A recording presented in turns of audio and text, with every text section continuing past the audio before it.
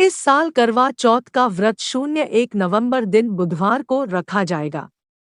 इस दिन सुहागन महिलाएं अपने जीवन साथी की लंबी आयु और अखंड सौभाग्य के आशीर्वाद के लिए यह व्रत रखती है। इस दिन निर्जला व्रत रखकर माता पार्वती और भगवान शिव की विधिपूर्वक पूजा अर्चना करते हैं। प्रथम पूज्य गणेश जी की भी पूजा करते हैं। व्रत के दिन पूजा के समय करवा चौथ की व्रत कथा सुनते हैं। इसके बिना व्रत अधूरा माना जाता है। कथा को सुनने से व्रत का पूर्ण फल मिलता है और व्रत का महत्व भी पता चलता है। कहा जाता है कि इस दिन करवा माता की पूजा के बाद मंत्र और आरती पढ़े बिना व्रत अधूरा रह जाता है। करवा चौथ पर विधिवत मंत्रों से पूजा और आरती करने से व्रत का पूरा फल मिलता है। करवा चौथ की व्रत कथा सुनने से पहले कमेंट में करवा चौथ माता की जय लिख दीजिए। आइए सुनते हैं करवा चौथ की पौराणिक व्रत कथा। साहूकार के 7 लड़के एक लड़की की कहानी। श्री गणेशाय नमः। पौराणिक कथा के अनुसार एक साहूकार की बेटी करवा थी और उसके 7 बेटे थे। सभी भाई अपनी बहन करवा से बहुत प्रेम करते थे। एक दिन उनकी बहन मायके आई और उसने व्रत रखा था। उस शाम उसके भाई अपने काम से लौटकर घर आए तो देखा कि उसकी बहन कुछ परेशान है। उन्होंने बहन से कारण जानना चाहा तो उसने बताया कि आज वह निर्जला व्रत है और चंद्रमा को जल अर्पित करे बिना पारण नहीं कर सकती है। चंद्रमा के उदय न होने से वह भूख प्यास से व्याकुल थी। सभी भाई करवा की व्याकुलता से परेशान हो गए। उनसे नहीं रहा गया।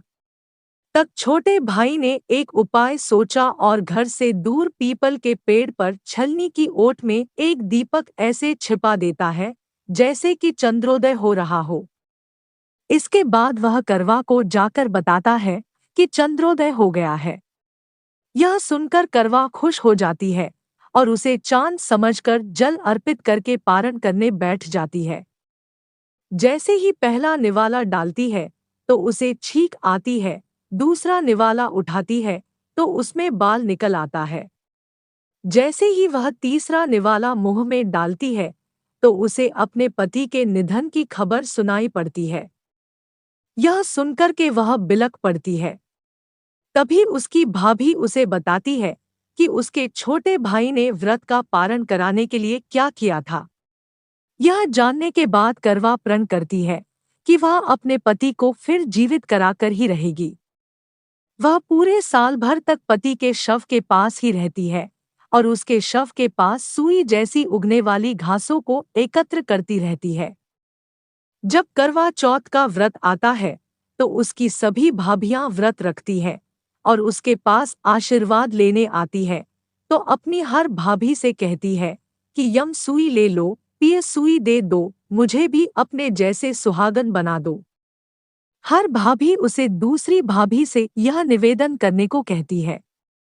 जब वह छठवीं भाभी से कहती है तो वह उसे बताती है कि सबसे छोटे भाई के कारण ही तुम्हारा व्रत टूटा था, इसलिए तुम उसकी पत्नी से कहो, वह अपनी शक्ति से तुम्हारे पति को जीवित कर देगी। जब तक वह जीवित न करे तब तक उसे छोड़ना मत।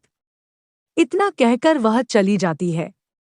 तब अंत में छोटी भाभी आती है। करवा उससे भी अपने पति को जीवित करने और उसे सुहागन बनाने को कहती है। छोटी भाभी उसकी बात नहीं मानती है, वह टालमटोल करती है। करवा उसे कसकर पकड़ लेती है और निवेदन करती रहती है। उसकी जिद और कठोर तप को देखकर छोटी भाभी करवा के पति को जीवित करने के लिए मान जाती है। वह अपने हाथ की छोटी अंगुली को चार कर अमृत निकालती है और उसके पति के मुख में डाल देती है। उसके प्रभाव से उसका पति श्रीगेश का नाम लेते हुए उठ जाता है। इस तरह से करवा का पति जीवित हो जाता है। इस प्रकार से सभी पर माता पार्वती की कृपा हो और सभी को करवा की तरह अखंड सौभाग्य का वरदान मिले। करवा चौथ माता की जय। करवा चौथ की आरती। करवा चौथ की आरती। ओम जय करवा मैया, माता जय करवा मैया। जो व्रत करे तुम्हारा पार करो नैया।